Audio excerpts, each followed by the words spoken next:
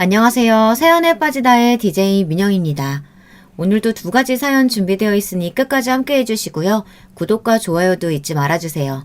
그럼 오늘의 사연 함께 만나볼게요. 안녕하세요. 환갑이 조금 넘은 사람입니다. 제 이야기를 적으려니 조금 부끄럽네요. 조금 지난 일들이라 기억이 가물가물하지만 최대한 기억을 해서 잘 적어보겠습니다. 재미있게 들어주셨으면 좋겠네요.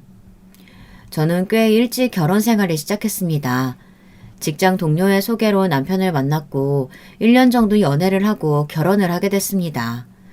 처음 시댁에 인사를 드리러 갔을 때 걱정을 참 많이 했어요. 제가 그리 잘난 것도 아니었고 집안 형편이 좋은 것도 아니라 걱정이 많이 되었었어요.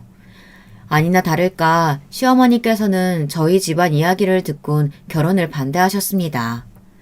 하지만 시아버지께서 어려운 환경에서 잘 컸다며 저를 굉장히 마음에 들어 하셨어요.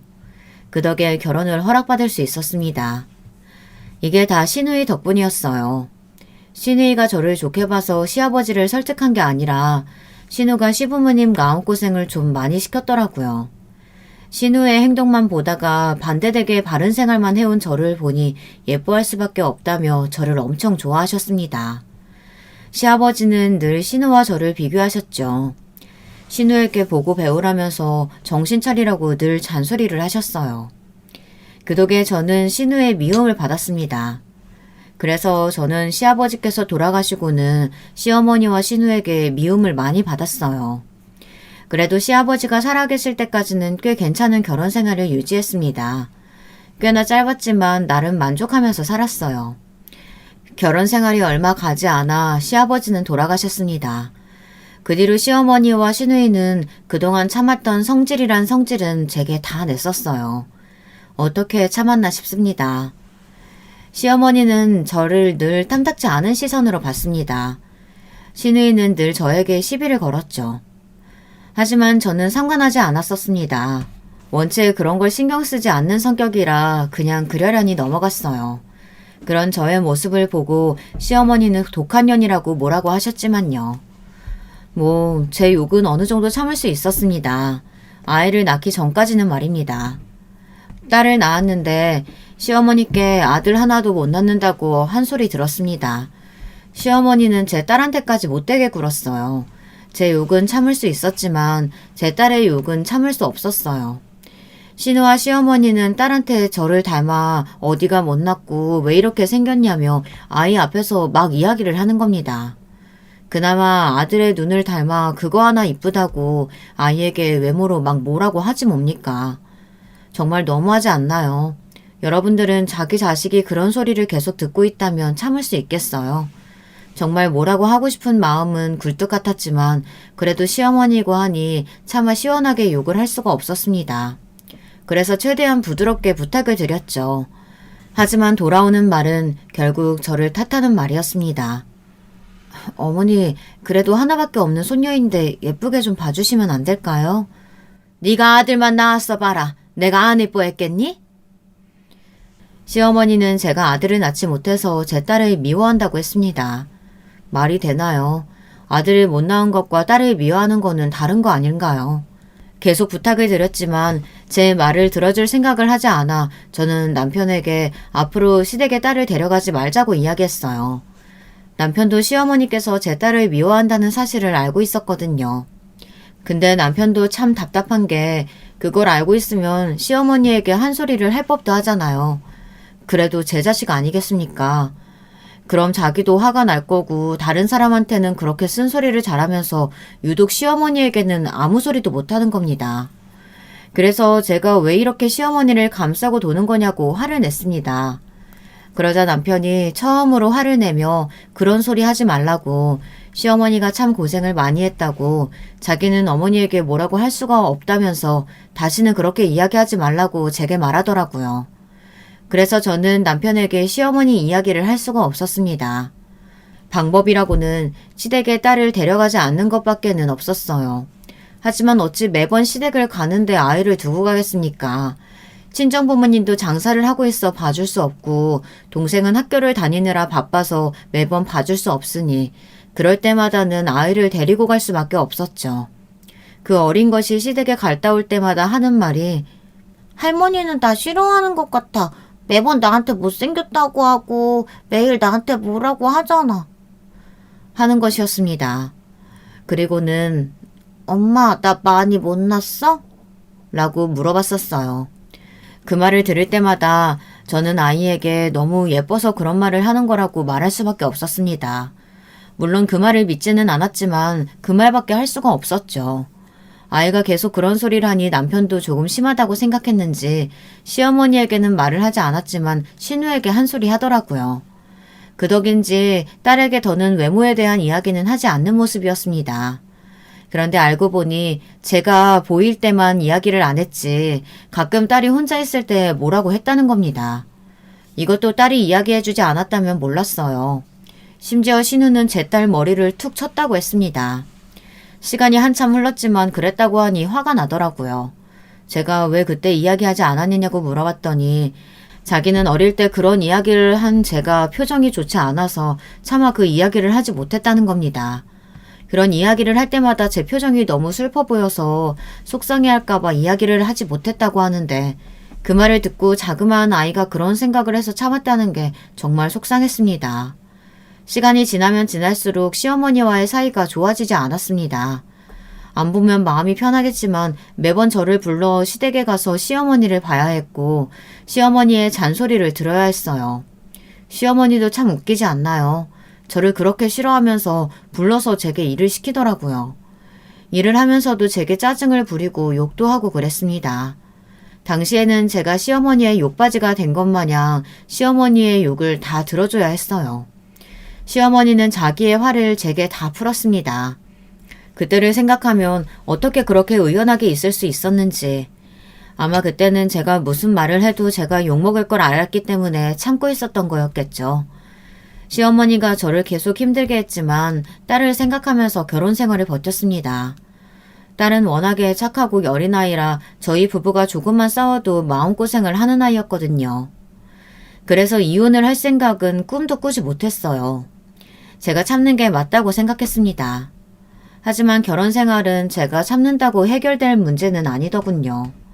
아이가 조금 크고 나서 초등학교에 들어갈 때쯤 남편이 갑자기 잘 다니고 있던 회사를 그만두고 사업을 시작하겠다고 하는 겁니다.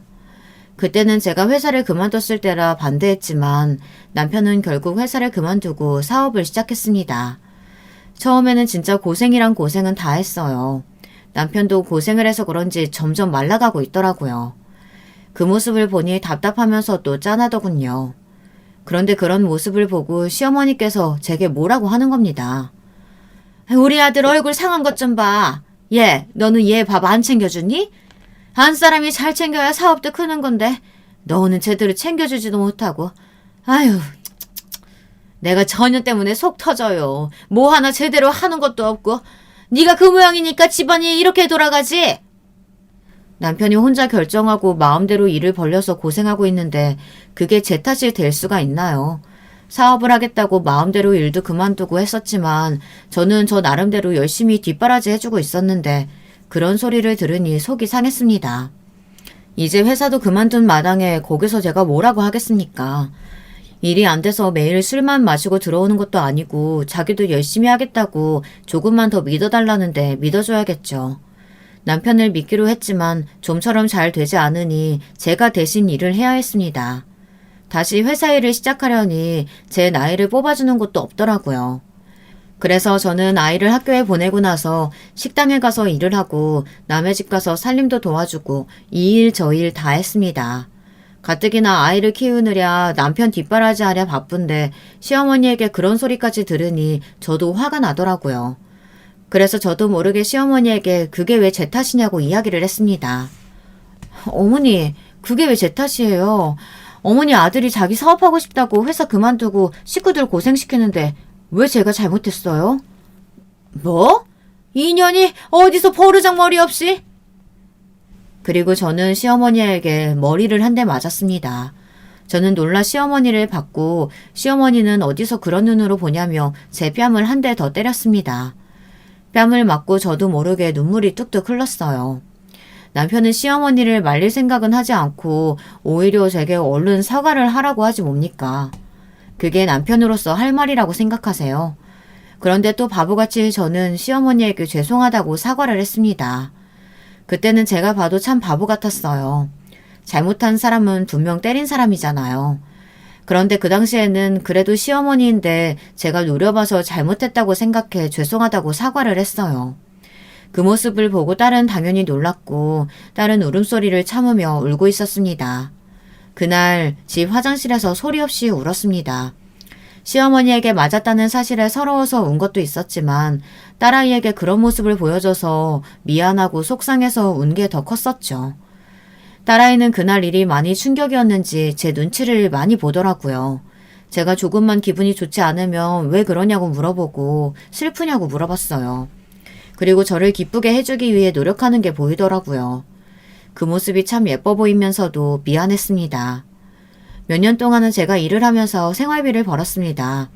그러다 보니 점점 몸이 지치더군요. 하지만 일을 그만둘 수 없었어요. 다행인 건 같이 일하는 사람들이 좋아서 몸이 힘들더라도 마음은 조금 힘들지 않았습니다. 같이 일하는 언니들을 보면 하나같이 다들 사연이 있더라고요. 그래서 그런가 다른 사람의 이야기를 잘 들어주고 안 좋은 일이 있으면 자기 일처럼 화를 내주거나 걱정을 해줬습니다.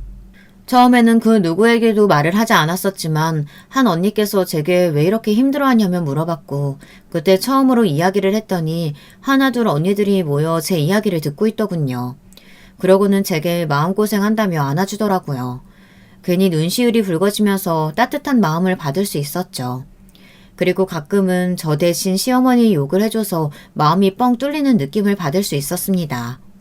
그래서 몸은 힘들었지만 일을 계속할 수 있었어요. 만약 같이 일을 하는 사람들마저 저를 힘들게 했다면 저는 버티지 못했을 겁니다.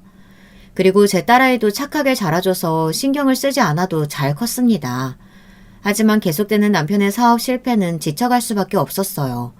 남편도 고생이란 고생은 다 하고 어떻게든 성공을 하려고 노력하는 것 같았지만 더는 기다려주기 힘들더군요. 집에만 들어오면 그렇게 답답할 수가 없었습니다. 그런데 어느 날 남편이 저를 안으며 이제 고생길 다 폈다고 이제 쉴 수 있을 거라고 제게 이야기를 했습니다. 남편의 사업이 빛을 보기 시작한 것이었어요. 그리고 얼마 가지 않아 남편의 사업은 승승장구했습니다. 남편의 일은 제가 잘 모르는 분야라 모르지만 이야기나 하는 걸 들어보면 일이 잘 풀리고 있다는 건 알 수 있었습니다. 남편이 일이 잘 풀려서 조금은 편하게 살 수 있었어요. 그런데 성공을 하면 할수록 점점 무례한 사람들이 많아지는 겁니다.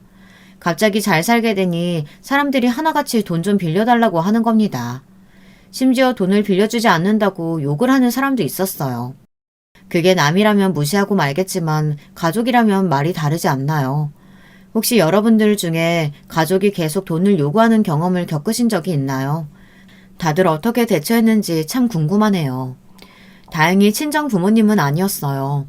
만약 부모님이 그러셨다면 저는 남편을 볼 낯짝이 있지 않았을 겁니다. 큰아버지가 남편에게 계속 돈을 달라고 요구했어요. 어느 순간 남편이 제게 와서 이야기를 하더군요. 큰아버지가 계속 돈을 빌려가고 갚지 않는다고 말했습니다. 그리고 어느 순간부터 액수가 말도 안 되게 늘어났다고 했습니다. 그런데 이게 한 번이 아니더군요.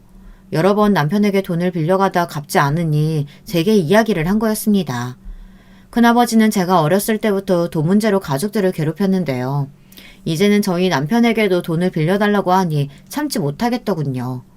그리고 심지어 큰아버지는 큰어머니의 부탁으로 남편 회사에 들어가 공장 관리인으로 일을 할 수 있었거든요. 솔직히 월급을 조금 주는 것도 아닌데 돈을 빌려달라고 하니 할 말이 없더라고요. 남편 덕에 일자리도 얻었으면서 돈을 빌리니 화가 나는 겁니다. 그 말을 듣고 저는 바로 큰어머니에게 전화를 했습니다. 무슨 일이니? 그게 큰아버지께서 그래. 정말 너무한 거 아니니? 네?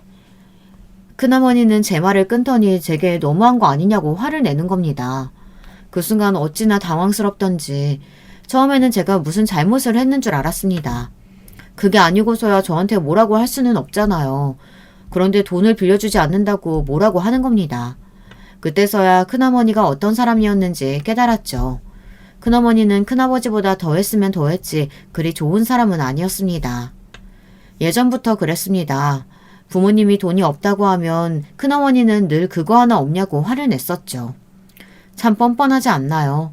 빌리는 입장에서 돈이 없냐니. 그러고는 가족한테 돈 빌려주는 게 그렇게 힘드냐고 불쌍하지 않냐며 뭐라고 하더군요. 그걸 제가 듣고 있으니 어린 시절이 떠올랐습니다. 아주 어렸을 때 큰아버지가 논다고 돈을 다 날리고 저희 집에 찾아와 부모님 앞에서 무릎을 꿇고 돈을 빌려달라고 한 적이 있었습니다. 어디 갈 방도 없어서 저는 혼자 구석에 가서 조용히 앉아 있었어요. 하지만 그런 건 신경을 쓰지 않았나 봅니다. 정말 급해서 눈에 뵈는 게 없었나 봅니다. 큰아버지는 무릎을 꿇고 계속 돈 좀 빌려달라고 부탁하는데 저희가 돈이 있겠습니까? 겨우 하루하루 살고 있는데 돈을 빌려달라고 하니 부모님도 난감했나 봅니다. 부모님은 계속 돈이 없다고 말했는데 큰아버지는 계속 무릎을 꿇고 있었어요. 그렇게 몇 시간이 지나니 큰아버지는 화를 내며 나가더라고요. 그리고 그 다음날 큰어머니가 찾아와 그 돈도 없냐고 저희 어머니에게 따졌습니다. 심지어 뺨까지 때려가면서 어머니에게 그러면 안 된다고 막 이야기를 하더라고요. 예전에 한번 저희가 힘들 때 큰아버지께서 크게 도움을 주신 적이 있었는데요. 그때를 생각하라면서 그러면 안 된다고 이야기를 하며 또 한 번 어머니의 뺨을 때리는 겁니다. 물론 그때 큰아버지 덕분에 저희 집은 살 수 있었던 건 사실입니다. 아니면 길바닥에서 살아야 했으니까요. 도움을 받은 건 사실이지만 부모님은 열심히 일을 해서 돈을 다 갚았고 그리고 그 뒤 큰아버지께서 망하고 난 뒤 어려워졌을 때 돈을 빌려주기도 했습니다. 그런데 저희 집도 없는 돈을 빌려준 거라 부담이 되기는 했어요. 왜냐면 큰아버지가 오시고 다음날부터는 저희 집 반찬이 조금 달라졌으니까요. 그래서 저는 큰아버지가 오실 때마다 너무 싫었습니다. 그때는 돈 때문에 왔다고 생각은 못했지만 오면 늘 다음부터 저희 집이 힘들었으니 큰아버지가 오면 안 좋은 날이라고 생각했으니까요. 그런데 정말 힘들어서 못 빌려드린다고 하니 큰어머니는 어떻게 그럴 수 있냐고 저희 어머니의 뺨을 때린 겁니다. 그리고 너무 어이가 없지 않나요? 어쩔 수 없이 돈이 필요한 상황도 아니고 놀다가 돈을 날린 거잖아요. 그 이후로는 큰어머니와 만나지 않았습니다. 그리고 제 결혼식에서 오랜만에 봤었죠. 그때는 큰아버지가 힘들게 일을 하고 있다고는 했지만 여전히 도박을 하면서 놀고 있다는 소식도 어머니 건노를 들었었어요. 그러다 저희 남편 사업이 성공하니 큰아버지에게 자리를 하나 달라고 했고 그 이후로 간간히 연락을 하게 됐죠. 은혜도 모르고 돈이나 빌려갔지만요.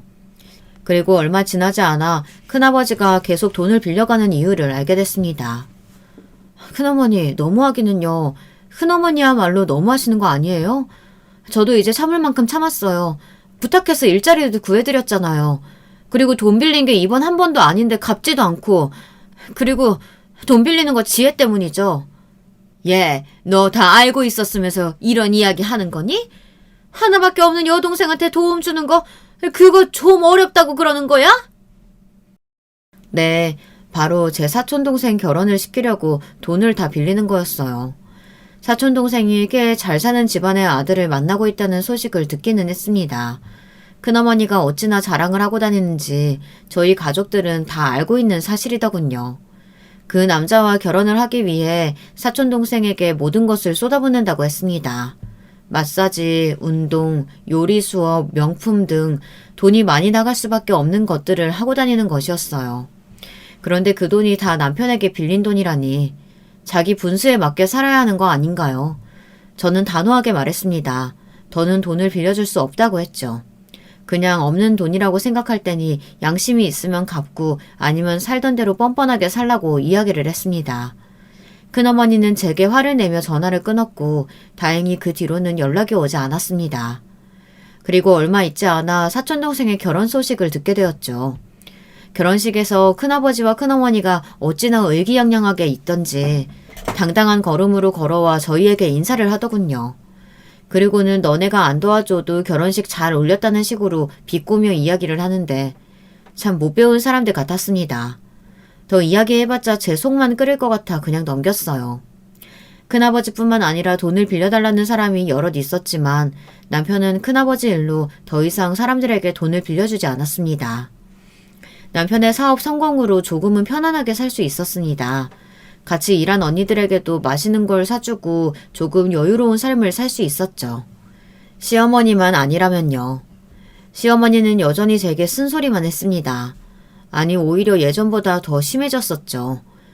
시어머니는 저를 보며 늘 혀를 찾고 더 좋은 며느리가 있어야 됐다며 뭐라고 했습니다. 그 사이 신우는 결혼을 했고 아들을 낳았죠. 그러면서 또 저에게 아들 하나 못 낳는다고 구박을 하더라고요. 신우는 한 번에 아들을 낳았다고 역시 자기 딸이라면서 제게 뭐라고 하는 겁니다. 생각해보면 시어머니도 신우를 먼저 낳았으면서 그런 소리라니 어처구니가 없었지만 늘 그런 소리를 들어서 화는 나지 않았습니다. 그러려니 넘어갔어요. 그런데 제 딸아이는 아니었나 봅니다. 아이는 그게 왜 엄마 잘못이냐며 화를 내더군요. 그러고는 할머니가 너무 싫다면서 제게 못되게 굴어서 보기도 싫다는 겁니다. 그래도 할머니잖아. 앞으로 그렇게 이야기하면 안 돼. 알겠지? 엄마, 그래도 싫어. 솔직히 엄마가 잘못한 거 아니잖아.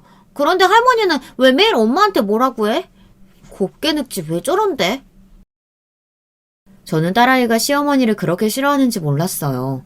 어느 순간부터 시어머니에 대한 이야기를 하면 거칠게 반응을 하더라고요. 아이의 입장에서 이해 못하는 건 아니지만 처음 그런 말을 들으니 많이 놀랐습니다. 곱게 늙는다니 말이 그게 뭐야? 아, 난 싫어. 할머니 너무너무 싫어. 나한테 할머니는 외할머니뿐이야. 진짜 싫어. 솔직히 아빠도 미워. 매일 그런 소리 듣는데 아빠는 한마디도 안 하잖아. 너무한 거 아니야? 시어머니가 저희 딸을 좋아했다면 그 정도까지 싫어하지 않았겠죠. 하지만 커질수록 시어머니가 딸을 안 좋아하는 걸 깨달으니 더 싫어질 만도 하죠. 그러니 어느 정도 이해가 갔습니다. 시간이 지나고 제 인생에서 가장 큰 사건이 오고 말았어요. 여러분, 만약 자기 집에서 쫓겨나면 어떨 것 같으세요? 그것도 다 크고 나서 말입니다. 말이 된다고 생각하세요? 자기 집에서 쫓겨난 게. 남편의 사업은 승승장구하며 더 크게 성공을 했습니다. 그리고 저는 집에서 쫓겨나게 되었죠. 참 비참했습니다. 누구에게도 이야기할 수 없었어요. 하물며 저희 친정 부모님에게도 말을 할 수 없었습니다. 몇 년 동안은 아무도 모르게 딸아이와 작은 집에서 살았습니다. 남편의 사업이 더 크게 성공을 하니 시어머니가 늘 달고 사는 말이 있었습니다. 물론 남편이 대단하다는 말도 입에 달고 살았는데 다른 하나는 저를 향한 말이었죠. 제게도 좋은 말을 해주셨을까요? 아니요. 당연히 제게는 좋지 않은 말이었습니다. 우리 집 흠은 이제 며느리 하나다. 에휴, 쟤만 없었으면 우리 집이 완벽한데. 시어머니는 늘 자기 집의 흠이 저라고 이야기를 했습니다. 그걸 듣고 저는 아무 말도 하지 못했어요. 제가 남편에게 그런 말을 하는 건 좀 아니지 않냐고 말을 했었는데 아니나 다를까 그냥 참으라고 말하더군요. 어머니도 오죽했으면 그런 말을 했겠어. 답답하시겠지. 그래도 어머니가 당신한테 못해주는 건 아니잖아. 뭐? 못해주는 건 아니야? 당신 그게 무슨... 화도 나지 않았어요. 지금 무슨 소리를 들었나, 지금 내가 들은 게 맞는가 생각을 하게 됐습니다. 시어머니가 제게 하는 짓을 봤는데도 그 소리가 나온 것 보면 단단히 돌았다고 생각했어요. 그래, 말을 그렇게 하셔도 늘 반찬도 챙겨주시고 과일 있으면 과일도 주고 늘 맛있는 거 해주시면 집에 오라고 하고, 안 그래? 여러분, 시어머니가 저를 생각해서 챙겨준다고 생각하세요? 자기 아들 먹인다고 그러는 거 아니겠어요?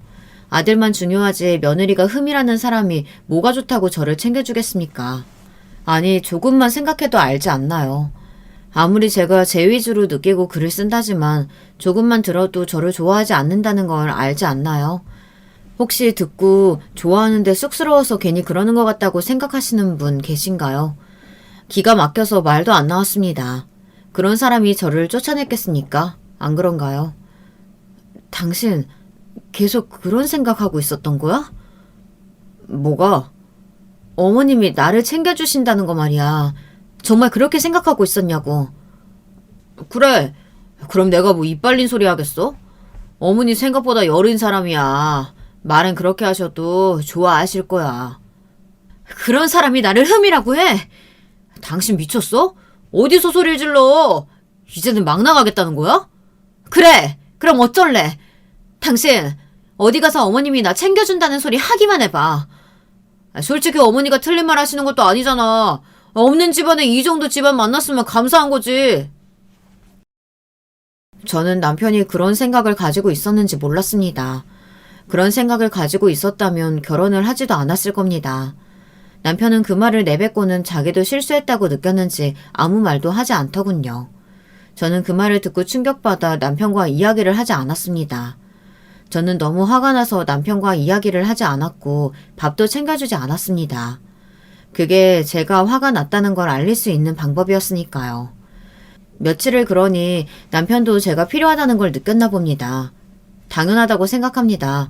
식사는 물론이고 남편이 무슨 일이 있으면 그날 필요한 것들, 심지어는 입을 옷까지 사소한 거 하나하나 다 제가 챙겼는데 제가 하지 않으니 불편함을 느꼈을 겁니다. 남편이 먼저 제게 미안하다고 다시는 그런 말을 하지 않겠다고 말하더군요.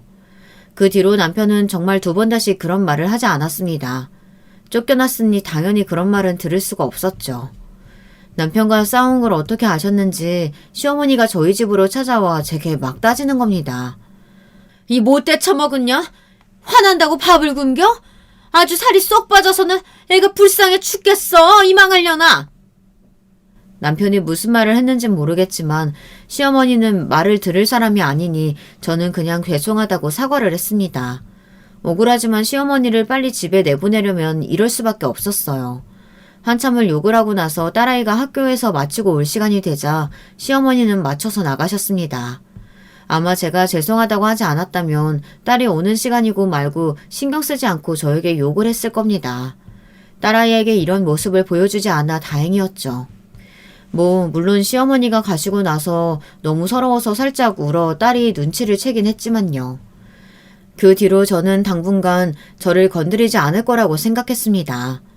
그런데 그 뒤로 며칠 뒤 시어머니가 다시 저희 집에 와서 제 뺨을 때리고는 당장 집에서 나가라고 하는 겁니다. 정말 다짜고짜 때리고는 제 머리를 잡고 흔들어대는 겁니다. 너만 없었으면 됐는데. 이년아, 너 당장 집 나가. 이 집에서 나가! 어머니, 무슨 일이세요? 갑자기 왜 그러시는 건데요?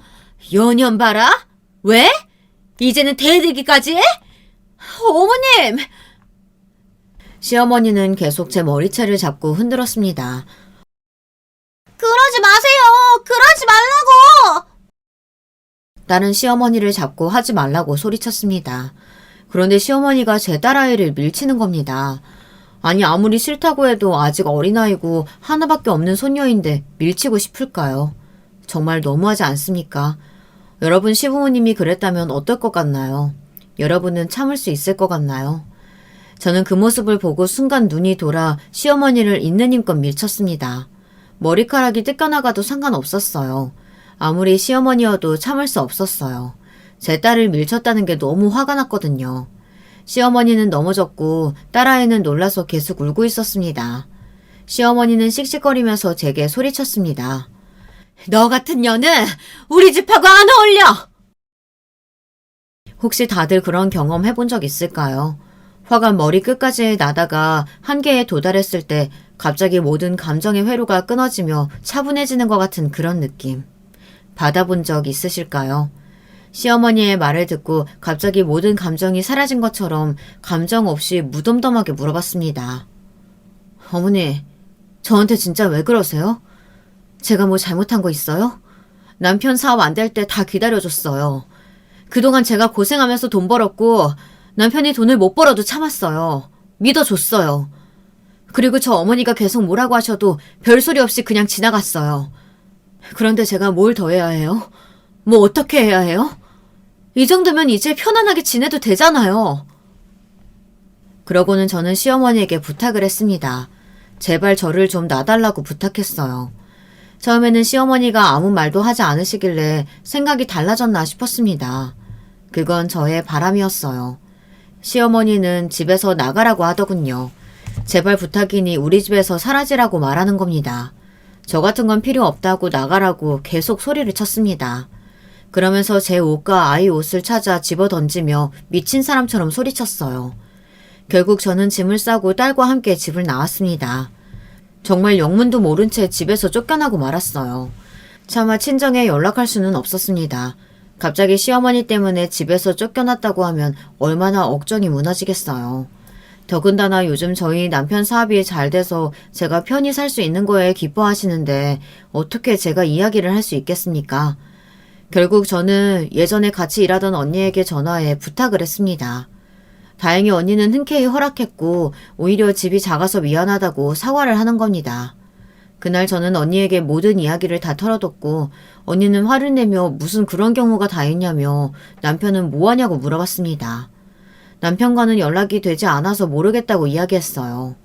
그런데 갑자기 언니가 혹시 남편에게 여자가 생긴 게 아니냐고 물어보는 겁니다. 저는 당연히 그럴 일 없다고 이야기했어요.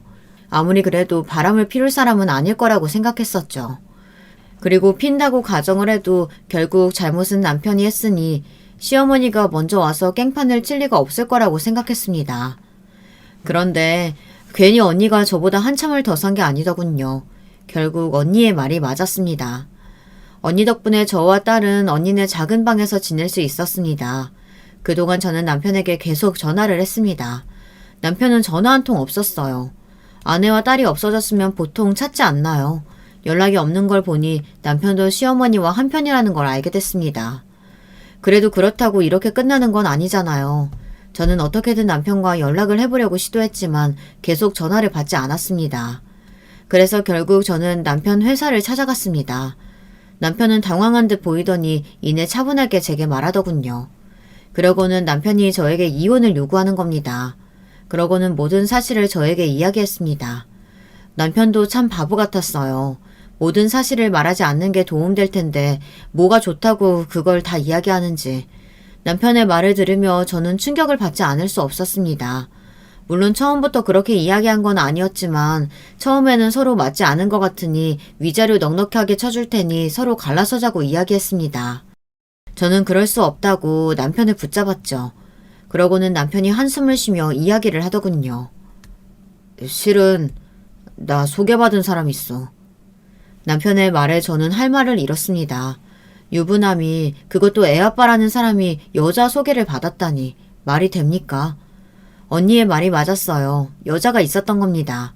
그런데 이 여자가 시어머니가 소개해준 사람이라는 겁니다. 꽤나 잘 사는 집안의 여자인데 시어머니가 남편에게 계속 만나보라고 했답니다. 당연히 처음에는 만나지 않으려고 했지. 내가 누굴 만난다는 게 미친 일이잖아. 그런데 어머니가 계속 부탁하시는데 거절할 수가 없었어. 미쳤어? 미안해. 정말 미안해. 진짜 넉넉하게 챙겨줄게. 솔직히 당신도 어머니 때문에 힘들어했잖아. 이왕 이렇게 된 거 당신도 편하게 살고 나도 나대로 살고 어때? 왜? 몇 번 만나보니까 괜찮았나 봐? 그래도 나는 당신이랑 계속 같이 살려고 했어. 노력했다고. 아, 그래서 그때 어머님이 나한테 찾아와서 난리를 쳤구나. 왜? 그러고 나서 갑자기 마음이 바뀌니까 어머님이 나를 쫓아내주겠다고 했어? 그랬어? 말을 해봐. 남편은 아무 말도 하지 않았습니다. 그러고는 갑자기 제게 봉투를 주고는 받으라고 하는 겁니다. 미안하다며 자기 마음이라고 하는데 꽤 큰 돈이 있더군요. 나 이혼 못해. 그리고 이 돈 안 받아. 하지만 저는 받지 않았습니다. 누구 좋으라고 이혼을 합니까? 바로 그 자리에서 박차고 나왔습니다. 어떻게 해야 할지 모르겠더군요. 지금 이 일이 현실이 맞는지 꿈이 아닌지 생각했어요. 어떤 정신으로 집까지 왔는지 의문일 정도로 아무런 생각도 없이 걸었습니다. 생각을 하면 머릿속이 더 복잡해질 것 같아 아무 생각을 하지 않았습니다. 집에 와서도 아무것도 하지 않고 가만히 식탁에 앉아 언니가 오기만을 기다리고 있었습니다. 그리고 언니 얼굴을 보는 순간 울음이 터지고 말았어요. 언니는 제게 조심스럽게 이혼하는 게 어떻겠느냐고 이야기했어요. 이혼이란 걸 생각해보지도 않았고 힘들게 그동안 지켜온 가정이 한순간에 무너진다고 생각하니 너무 무서웠습니다. 도망치고 싶었어요.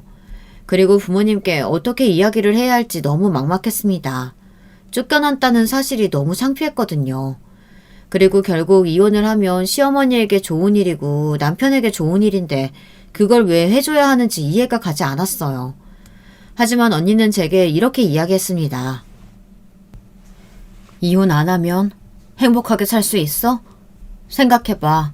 니네 남편 일 잘 안 될 때 혼자 다 책임졌잖아. 넌 그 정도로 대단한 애야. 그런데 뭐가 아쉬워서 그런데 얽매여 살고 있어. 얘, 나 봐. 이혼하고 행복하게 살고 있어. 너 내가 불쌍하니? 이혼녀 보면 마음이 찢어져? 그래, 그럼 이혼하지 말고 그렇게 평생 살아. 그런데 이것만 생각해도 너는 거기서 그런 취급 받고 살 사람은 아니라는 걸. 언니의 말에 저는 많은 생각이 들었습니다. 처음에는 그런 소리를 한 언니가 조금 미웠습니다. 늘 제 편이 되어 욕을 해줬는데 이번엔 조금 따끔하게 이야기를 해주더군요. 그런데 점점 생각이 바뀌기 시작했습니다. 그 순간 딸아이가 학원을 마치고 집에 와 엄마 하고 부르는데 순간 왜 진작 이혼을 해야겠다는 생각을 하지 못했을까 자책을 하기 시작했습니다. 딸이 8살 때쯤 이런 이야기를 한 적이 있었어요. 엄마랑 나랑 둘이서 살면 작은 집에서 알콩달콩 잘 살 것 같아. 딸의 얼굴을 보자 몇 년 전 했던 그 말이 갑자기 떠오르는 겁니다. 딸아이는 알았던 거죠. 남편과 제가 맞지 않는다는 걸. 그리고 제가 참고 있다는 걸. 순간 또 울음이 터지고 말았습니다. 딸아이는 놀라 제게 와서 안아주더군요. 그날은 정말 잊혀질래야 잊혀질 수 없는 날이었습니다. 작은 아이의 품이 그렇게도 클 수가 있는지 몰랐으니까요. 순간 정말 모든 게 괜찮다고 말해주는 것 같았습니다. 그래도 제 울음이 그치지 않자 언니가 저를 다독이며 이야기했습니다. 고생했어. 고생했어. 그리고 딸에게 이야기했어요. 이혼을 한다는 걸 숨길지 말지 고민을 했지만 딸아이가 워낙에 똑똑하고 눈치가 빨라서 이야기를 해야겠다고 마음을 먹고 바로 이야기를 했는데 제 걱정과는 다르게 오히려 저를 더 위로해 주는 겁니다. 솔직히 제 딸이라서 그러는 게 아니라 객관적으로 봐도 이런 아이는 없을 거라고 생각했습니다. 이제 막 청소년이 된 딸이 심지어 사춘기를 겪고 있는 나이에 부모가 이혼을 한다는데 탓을 하기는커녕 위로를 해주고 있다니 믿깁니까? 정말 제가 천사를 낳은 것 같지 않나요? 시댁복, 남편복은 없어도 제가 자식복 하나는 타고났다는 생각이 듭니다. 순간 제 딸을 자랑하고 말았네요. 어쨌든 저는 그 덕에 다시 한번 삶의 기회를 받은 기분이 들어 이혼을 결심하게 됐죠. 결국 저희는 이혼을 하게 됐습니다. 매달 양육비를 준다는 거 더는 엮이고 싶지 않아 거절했습니다. 걱정 마세요. 그래도 그만큼의 돈은 받아 걱정은 없었어요. 그리고 언니가 자기와 같이 살아도 된다고 했지만 민폐인 것 같아 집을 구하는 대로 나가겠다고 했습니다. 저는 이혼 후에 새로운 삶을 살게 되었습니다. 힘들지 않았다고 하면 거짓말이겠죠. 한동안은 부모님께 이야기도 못했으니까요. 이혼하고 몇 년 동안은 솔직히 너무 힘들었습니다. 어떻게 보면 아무런 예고도 없이 집에서 쫓겨나고 이혼을 당한 거잖아요. 아무리 좋게 생각해봐도 조금씩 올라오는 감정은 없앨 수가 없더군요. 그리고 이런 생각도 들었습니다. 여자로서 매력이 없나 이런 생각도 들더라고요. 사람 감정이라는 게 참 웃기지 않습니까? 하지만 바쁜 삶이 그런 생각을 들지 못하게 만들어줬습니다. 아이를 키우기 위해서는 열심히 일을 해야 했죠. 일을 해봤어서 그런가 어렵지는 않았어요. 그리고 계속 자랑을 하게 되지만 딸이 아주 잘 커져서 어렵지 않았습니다. 그리고 어느덧 딸이 성인이 되고 저는 돈을 열심히 모아 제 식당을 하나 차리는 날이 왔습니다. 그걸로 아이의 등록금을 낼 수 있었고 아이가 여행을 가고 싶다고 했을 때도 그 돈으로 여행을 보내줬습니다. 그리고 딸아이는 변호사가 되었죠. 부모로서 해준 게 없지만 정말 잘 컸습니다.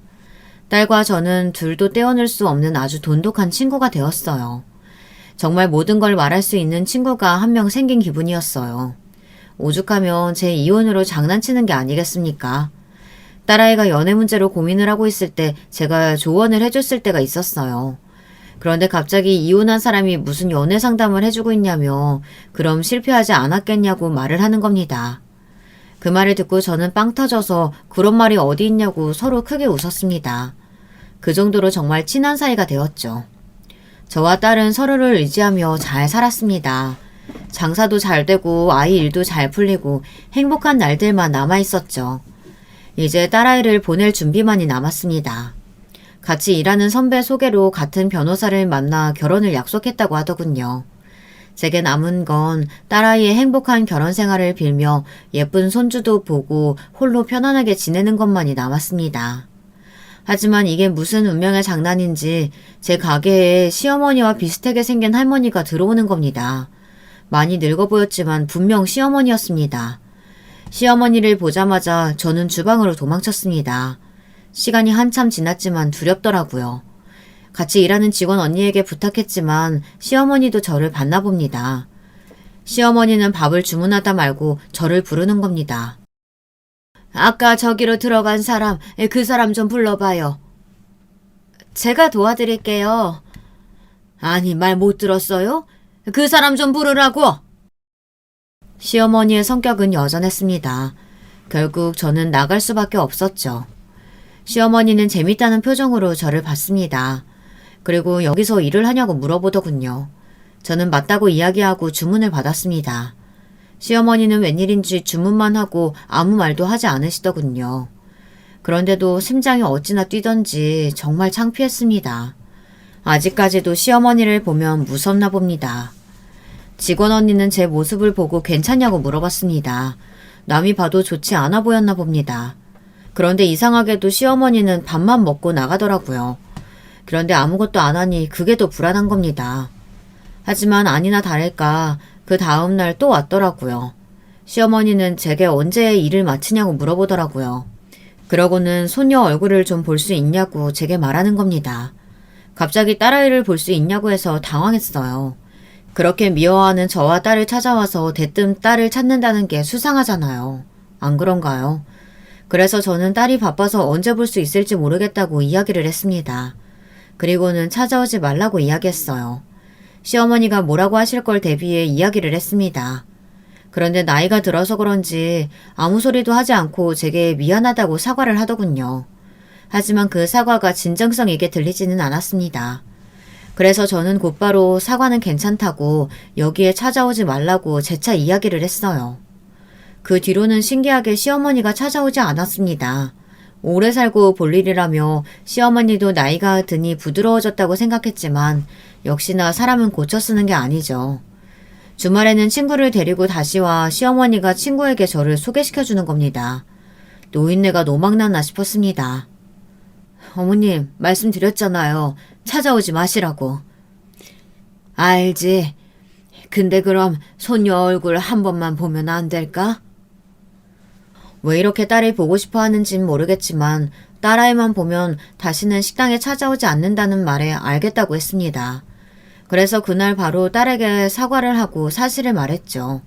역시나 딸은 그 사람이 나를 왜 보겠느냐고 무슨 속셈이 있는 거 아니냐고 화를 내는 겁니다. 저는 딸아이에게 한 번만 같이 나가달라고 부탁을 했습니다. 알잖아. 엄마도 네 할머니 싫어하는 거. 그런데 너 한 번 보면 다시는 식당에 찾아오지 않는다니까 어쩔 수 없었어. 한 번만 만나면 안 될까? 딸은 저의 부탁에 딱 한 번만이라고 하고 어쩔 수 없이 승낙했습니다. 찝찝하기는 하지만 얼마나 보고 싶었으면 부탁을 하나 싶었죠. 그런데 역시나 시어머니는 정말로 딸을 보고 싶어서 그런 게 아니었습니다. 어디서 들었는진 모르겠지만 딸이 변호사가 됐다는 말을 듣고 일부러 찾아온 것이었어요. 갑자기 시어머니가 변호사는 어떻게 됐냐고 이야기를 하는 겁니다. 그러고는 이렇게 이야기를 하더군요. 그래, 변호사가 됐다고? 네? 네 엄마가 아무것도 도움 안 될 줄 알았더니 자식은 잘 키웠나 보네. 우리 집으로 들어와라. 너는 그럴 만한 자격이 있으니까 네 아빠를 위해서 일해보는 건 어떻겠니? 20년 만에 만나서 하는 소리가 고작 남편을 위해서 일을 하라는 거였어요. 할머니는 여전하시네요. 내가 관리를 열심히 하긴 했지. 알아봐 주는구나. 역시 눈썰미가 좋아. 아니요. 성격이 더럽고 생각이 없으신 건 여전해서요. 뭐? 아니, 이 버르장 머리 없는 것이? 그리고는 갑자기 숟가락을 던지려고 하는 겁니다. 왜요? 던지게요? 할머니, 성격 좀 죽이세요. 그러다 할머니가 그렇게 믿는 천국 못 가세요. 그래, 네가 그러는 거 이해한다. 그런데 그때는 사정이 있었어. 그러니 이제는 우리 가족으로 받아들이겠다는 거지. 우리 손녀딸 덕 좀 보자. 시어머니의 말에 어처구니가 없었습니다. 이제 와서 손녀딸이라는 것도 웃기고 변호사가 괜히 찾아온 것도 웃겼습니다. 그리고 오기 전 딸과 약속한 게 있는데 그 어떤 말을 해도 뭐라고 하지 않는 것이었어요. 그래서 저는 아이의 말을 들을 뿐 아무 말도 하지 않았습니다. 왜요? 제가 변호사 됐으니까 이제야 집안에 맞는 손녀가 됐어요? 그런데 어쩌죠? 저는 그런 쓰레기 같은 집안에 들어갈 생각이 없는데요. 그리고 할머니가 저를 얼마나 싫어하셨는지 아는데 제가 바보같이 할머니랑 같이 지내겠어요? 시어머니는 부들부들 거리며 딸을 노려봤습니다. 언제 터질지 모를 시한폭탄과도 같았어요. 그러고는 갑자기 제 뺨을 때리는 겁니다.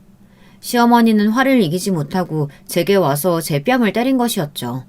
그리고 그 순간 딸아이가 시어머니의 뺨을 똑같이 때렸습니다. 할머니, 적당히 해요. 우리 엄마 당신이 함부로 할 수 있는 사람 아니야. 그리고 맞아보니까 아프지? 우리 엄마는 그거보다 더 세게 맞았어. 다시는 우리 엄마 찾아오지 마. 한 번만 더 찾아오면 그때는 내가 가만히 안 있어. 저는 딸의 행동에 놀랐지만 내심 속이 시원하기 때문에 그날 일에 대해 이야기하지 않았습니다. 물론 그 행동이 잘했다는 건 아니지만 뭐라고 할까요? 이해되시나요? 그날 이후에 그동안 묵혀있던 응어리들이 없어진 기분이었어요.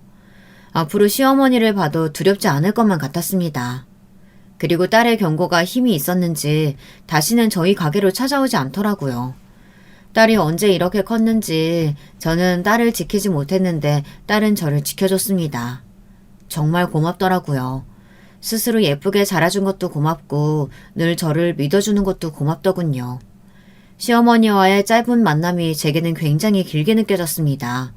그리고 스트레스를 너무 받았는지 갑자기 몸이 아프기 시작하더니 며칠을 꼬박 누워서 알았어요.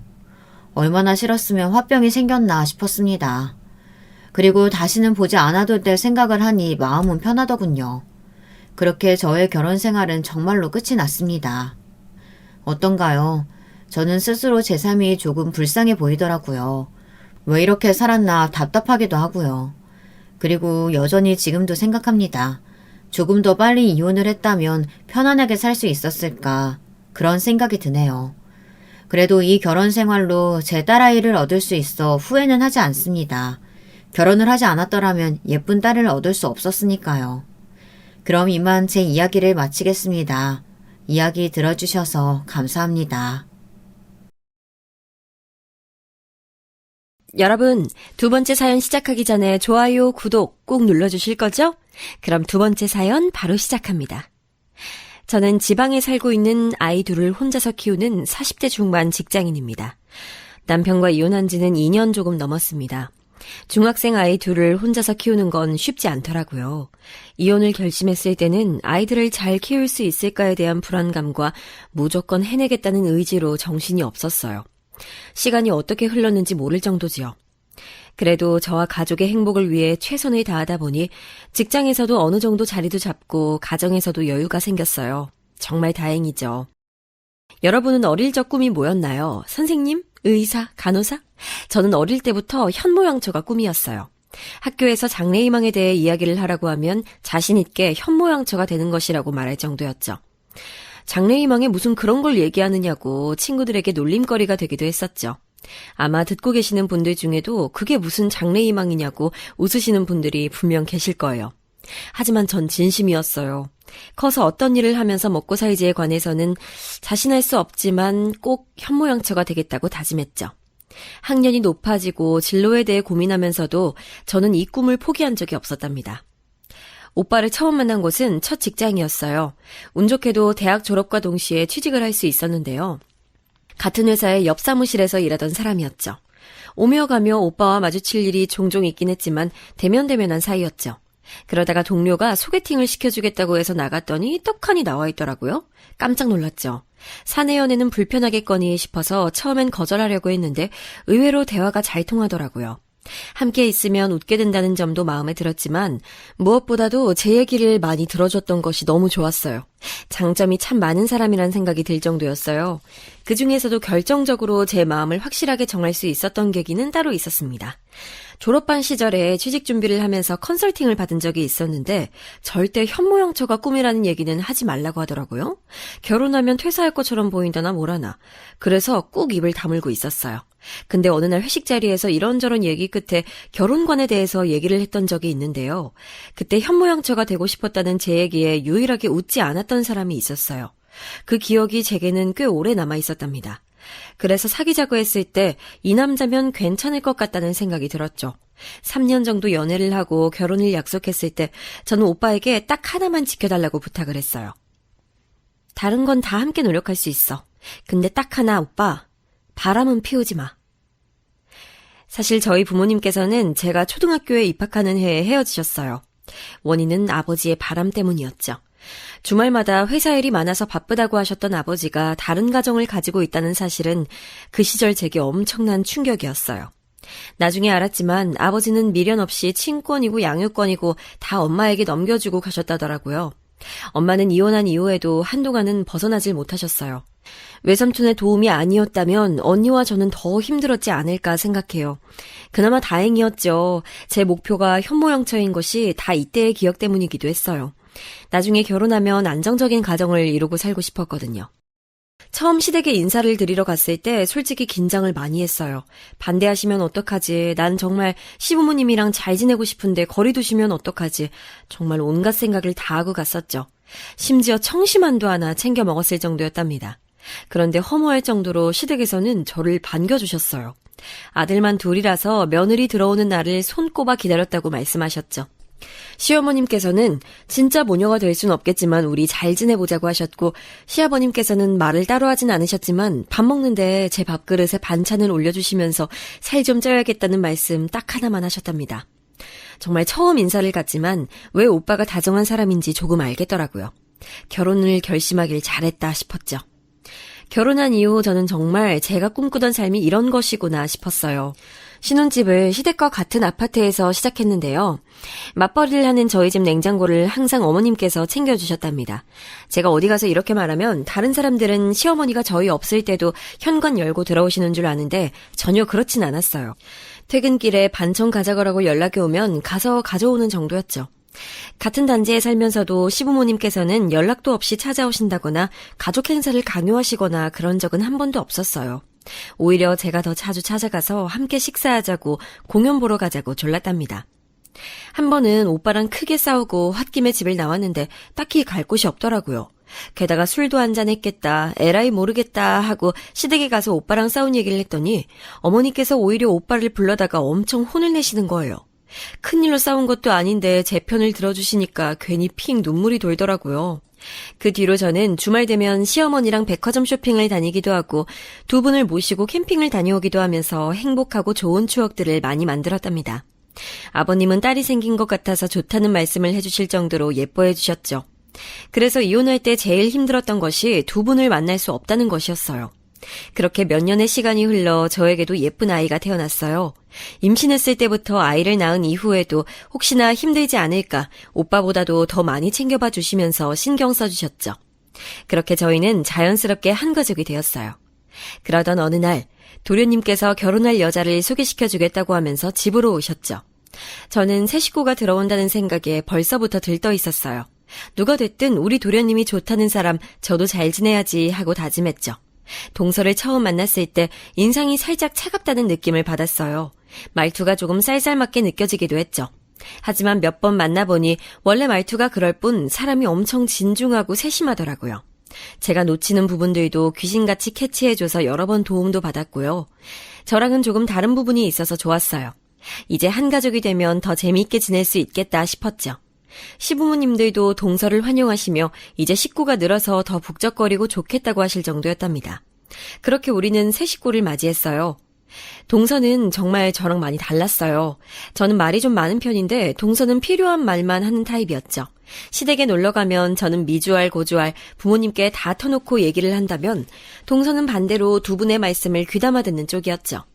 어머님은 어떻게 이렇게 다를 수 있냐고 하시면서 달라서 둘 다 귀엽고 예쁘다고 해주셨어요.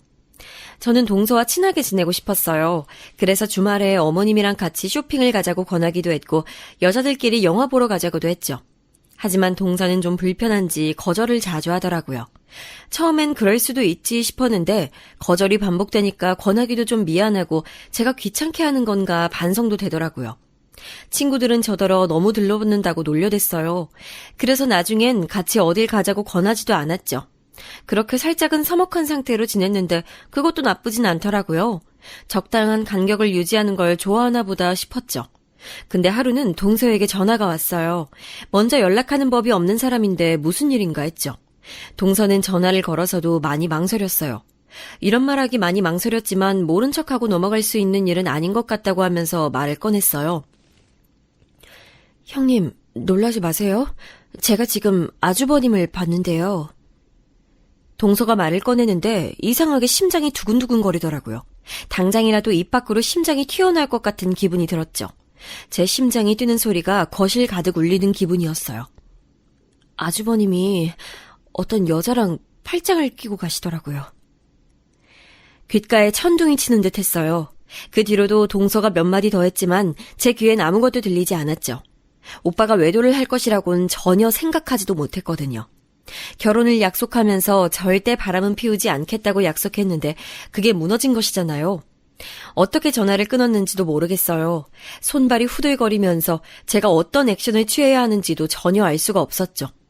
조금 진정이 되고 나서 저는 오빠에게 전화를 걸었어요. 받지 않더군요. 저는 몇 번이고 반복해서 전화를 걸었어요. 하지만 부재중 전화만 쌓일 뿐 오빠는 답이 없었죠. 저는 동서에게 어디서 봤는지 알려달라고 하고는 바로 차키를 챙겨 들고 나섰죠. 차에 시동을 걸고 출발하려고 하는데 몸이 움직이지 않았어요. 핸들을 잡은 손이 부들부들 떨리고 있었죠. 저는 결국 시동을 끄고 핸들을 붙들고 펑펑 울었어요. 평소 친하게 지내는 친구에게 전화를 걸어서 너무 울어 나오지도 않는 목소리로 상황을 얘기했죠. 친구는 오빠가 돌아오면 차분하게 물어보라고 하면서 정신 똑바로 차려야 한다고 했죠. 현장을 직접 본 것이 아니면 먼저 감정적으로 나서지 말라고 하더군요. 저는 거실에 멍하게 앉아서 퇴근 시간이 되길 기다렸어요. 현관문 소리가 들리고 오빠가 들어왔을 때 저는 최대한 아무렇지 않은 듯이 전화를 왜 안 받았냐고 물었죠. 오빠는 전화가 온 줄 몰랐다고 하면서 미안하다고 사과했어요. 오늘 외부에 나갈 일이 많았느냐고 물었죠. 그래서 전화를 못 받은 것이냐고. 오늘? 하루 종일 사무실에 있었지. 전화는 무음이었나 봐. 왜? 무슨 일이 있었어? 다정한 목소리로 대답하는 오빠를 보면서 저는 소름이 돋았어요. 저렇게 거짓말을 잘하는 사람이었나 기가 찼죠. 저는 별일 아니었다고 상황을 얼버무리고는 현장을 잡아야겠다는 생각이 들었죠. 다음날 동서에게 전화를 걸어 만나자고 했어요. 어제 본 상황에 대해서 묻고 싶었거든요. 어떻게 생겼는지 어디로 갔는지 동서가 본 것들을 하나도 빠짐없이 다 알려달라고 했어요. 흥분 상태였던 저는 강압적일 수도 있는 말투로 하나하나 캐물었죠. 동서는 제 손을 토닥이면서도 물어보는 말에 최선을 다해 답해줬어요. 혹시 사진을 찍었냐고 물었더니 너무 놀라서 그럴 정신은 없었다고 했죠. 전 서방님을 포함한 그 누구에게도 말하지 말아달라고 했어요. 현장을 잡을 때까지 시부모님은 물론 오빠에게도 아는 척을 하지 말아달라고 했죠. 동서는 기꺼이 그렇게 하겠다고 하면서 자신의 도움이 필요하면 언제든 말하라고 했어요. 별다른 말 없는 그 담백한 위로가 정말 크게 다가왔죠. 저는 그날부터 오빠의 외도를 확인하기 위해서 오빠의 행동을 관찰했어요. 어디선가 남자가 외도를 하면 오히려 아내한테 엄청 잘해준다고 하더라고요. 그래서 어떻게 하나 보려고 가만히 기다리고 있었죠. 그런데 오빠는 평소와 크게 다르지 않았어요. 아이들과 놀아주는 모습도 그대로였고 저한테 해주는 것도 특별하게 다를 게 없었죠. 그래서 혹시 동서가 잘못 본 것은 아닐까 그런 생각이 들기 시작했습니다. 오빠에 대한 의심이 조금씩 가라앉고 있었죠. 그렇게 또 몇 달이 흘렀어요. 그날의 일들이 희미해져 갈 때쯤 다시 일이 터졌어요. 조금 늦는다는 오빠의 말에 아이들 식사를 챙겨주고는 함께 식탁에 앉아서 숙제를 하는데 동서에게 전화가 왔어요. 흥분한 듯 큰 소리로 외쳤죠. 형님, 지금 어디세요? 저 땡땡 호텔인데요. 방금 아주버님이 저번 그 여자랑 호텔에 들어갔어요. 저는 아이들이 들을까 싶어서 바로 방으로 들어갔어요. 동서는 횡설수설하면서 친구랑 라운지에서 커피를 마시는데 아주버님이 보여서 바로 쫓아갔다고 하면서 빨리 오셔야 한다고 하더군요. 저는 알겠다고 전화를 끊고 그대로 바닥에 주저앉았어요. 어처구니가 없었죠. 호텔이라니. 그렇게 있는데 동서가 사진도 제대로 찍었다고 하면서 몇 장 보내주더군요. 약간은 술에 취한 듯 보이는 얼굴로 여자의 어깨를 감싼 오빠의 모습이 너무나도 선명하게 보였어요. 제 속에서 겨우 잡고 있던 희망의 끈이 싹둑 끊어진 기분이었죠. 저는 근처에 사는 친구에게 부탁해서 호텔로 향했어요. 여자랑 함께 있다는 소리를 들은 것이 두 번째라서 그런지 눈물도 나오지 않더군요. 그냥 모든 것을 확인하고 싶은 마음뿐이었어요. 호텔에 도착했을 때는 거의 10시가 넘은 시간이었어요. 동서는 로비에서 저를 기다리고 있더군요. 친구와 함께 나타난 저를 보고는 놀란 표정을 짓더니 객실 번호를 하나 알려줬어요. 동서는 살짝 뒤를 따라가서 확인을 했다고 하더라고요. 친구는 확실하냐고 몇 번을 다시 확인했죠. 저는 급한 마음에 서둘러 엘리베이터를 타고 올라갔어요. 무슨 힘으로 거기까지 갔는지 모르지만 저는 방문 앞에서 심호흡을 했죠. 계속 망설이는 저를 보던 동서가 냉큼 벨을 눌렀어요. 시간이 왜 그렇게 길게 느껴지던지 문이 열리는 시간까지 한참을 기다렸던 것 같아요. 문이 빼꼼 열리고 누구냐고 묻는 여자의 얼굴이 눈에 들어왔죠. 동서가 보내준 사진 속의 여자였어요. 틈으로 목욕 가운을 걸치고 있는 모습에 저도 이성을 잃어버렸어요. 여러분, 상상해보세요. 남편과 한 방에 들어간 것으로 추정되는 여자가 목욕 가운만 걸치고 고개를 내밀고 있는 모습을요. 누구든 저처럼 방 안으로 밀고 들어갔을 거예요. 여자는 왜 이러냐고 누구냐고 소리를 지르면서 저를 붙잡으려 했지만 동서가 그 여자의 팔을 붙들고 늘어졌어요. 저는 성큼성큼 안으로 들어갔죠. 옷가지들이 군데군데 떨어져 있더군요. 그 사이에 오빠가 아침에 출근할 때 입었던 셔츠와 바지가 보였어요. 제가 생각했던 최악의 순간이 눈앞에 벌어지고 있더라고요. 침대 이불을 걷으니 속옷 차림에 오빠가 잠들어 있는 모습이 보였어요. 눈앞이 뿌옇게 흐려지는 와중에도 목 주변에는 울긋불긋한 자국이 들어왔어요. 다리에 힘이 풀려서 그 자리에 주저앉을 수밖에 없었어요. 동서가 붙들고 있는 여자가 지르는 소리에도 오빠가 몸을 뒤척이며 잠에서 눈을 떴어요. 원래 잘 때면 누가 업어가도 모르는 사람인데 신기하게도 눈을 뜨고 저를 보더군요. 저는 이를 악물고 일어나 떨리는 손으로 사진을 찍고는 친구에게 기대어 방을 빠져나왔습니다. 절 부르는 오빠의 목소리가 들렸지만 뒤돌아볼 수 없었어요. 입구에는 동서에게 잡혀있던 여자가 이제 좀 가라앉았는지 조용하게 저를 보고 있더군요.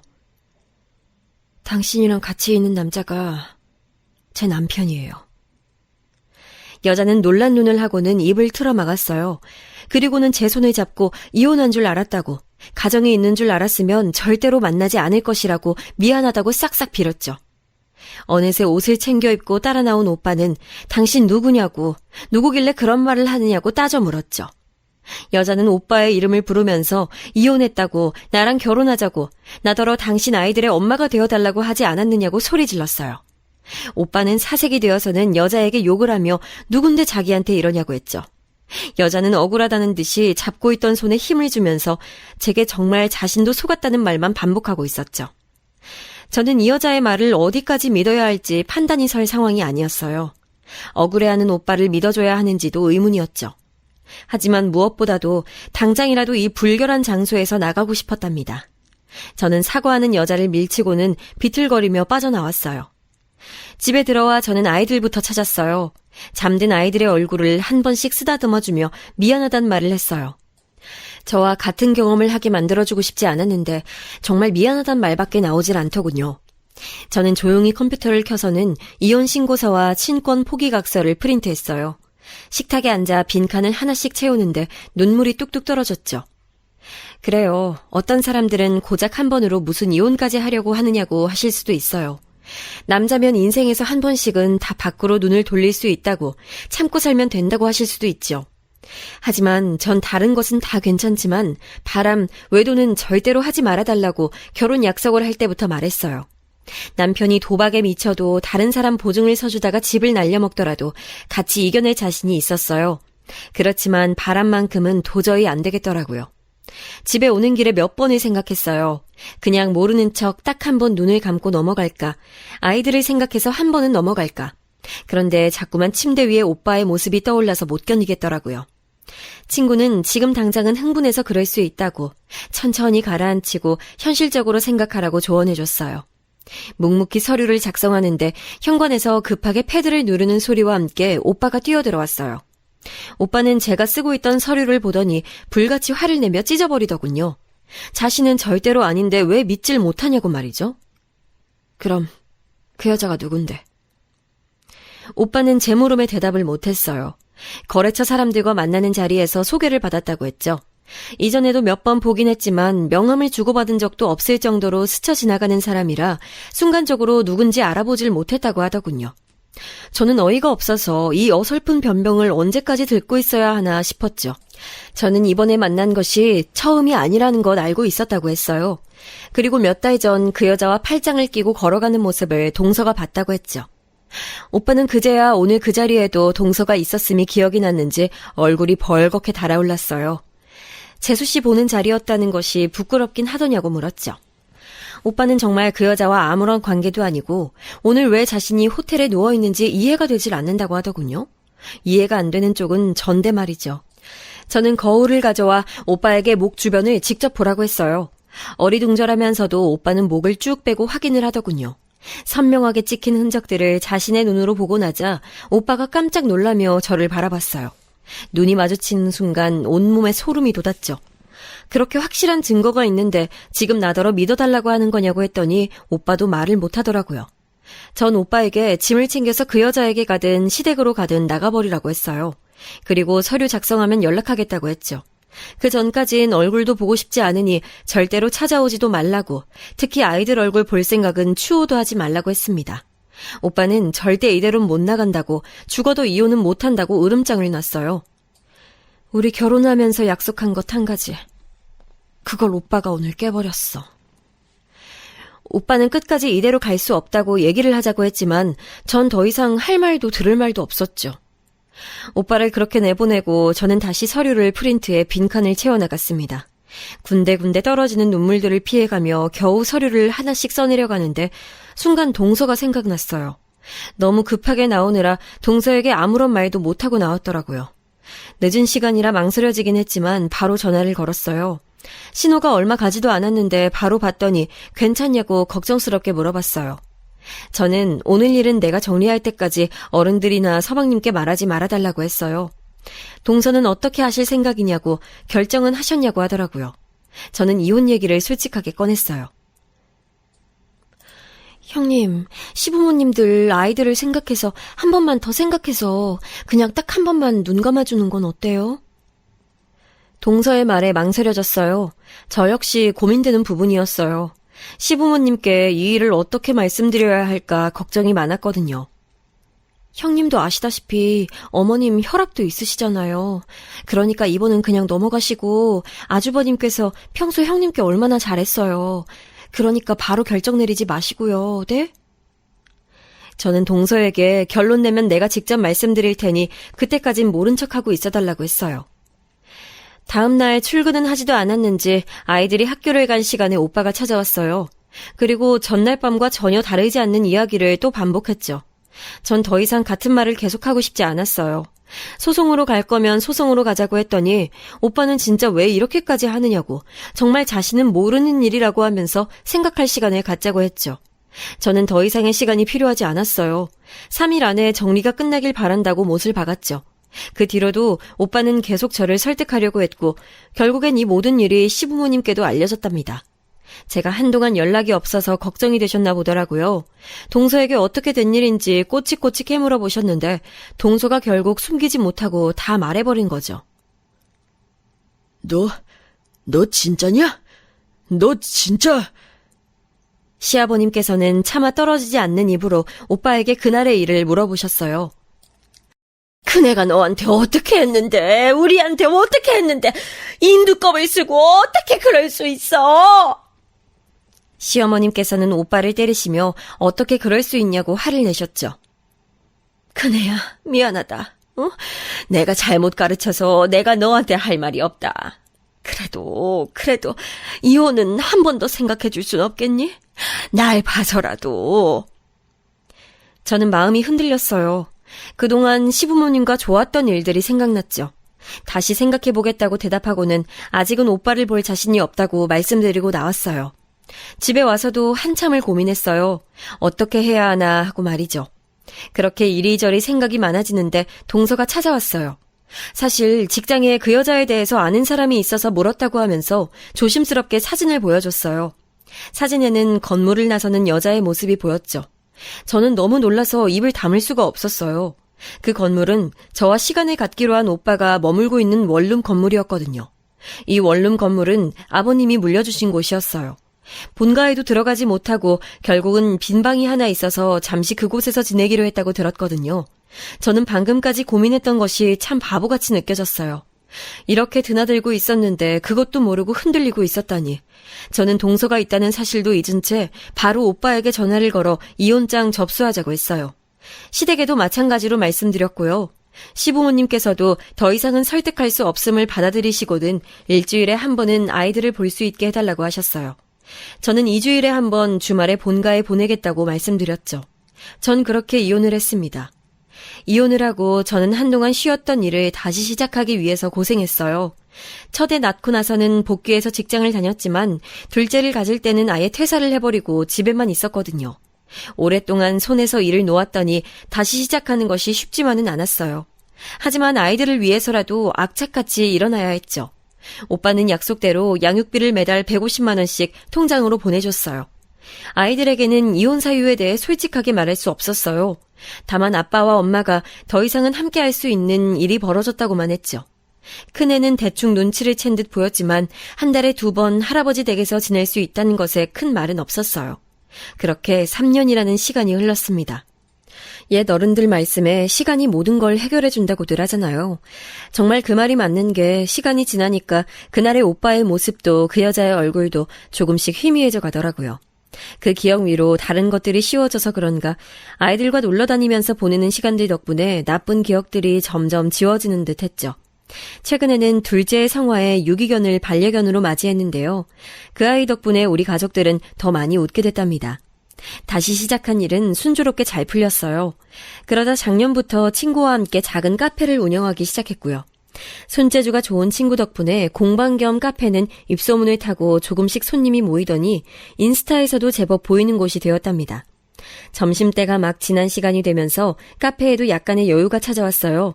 저와 친구는 커피를 한잔하면서 친구가 새로 시작한 수공예품에 관한 얘기를 나누고 있었죠. 종소리와 함께 한 쌍의 부부가 들어왔어요. 남자분이 우리 관계 단골이셔서 친구가 이 시간에는 처음 뵙는다고 반갑게 인사를 건네었죠. 하지만 저는 아무런 말도 할 수가 없었습니다. 남자의 손을 잡고 있던 여자의 얼굴을 보는 순간 잊었다고 생각했던 기억들이 다시금 고개를 내밀더군요. 그날, 호텔에서의 그날의 기억 말이에요. 여자는 저를 못 알아봤는지 고개를 갸웃거리며 저를 봤어요. 남자분이 무슨 일이 있으시냐고 왜 자기 아내 얼굴을 그렇게 보시냐고 하는데 그제야 정신이 들었어요. 저는 떨리는 목소리로 아는 사람과 닮아서 놀랐다고 했죠. 그런데 여자가 움찔하는 것이 보였어요. 제 목소리를 듣고 자신도 무언가를 기억했나 보더라고요. 눈이 마주쳤는데 바로 알 수 있었어요. 이 여자 나를 기억했구나.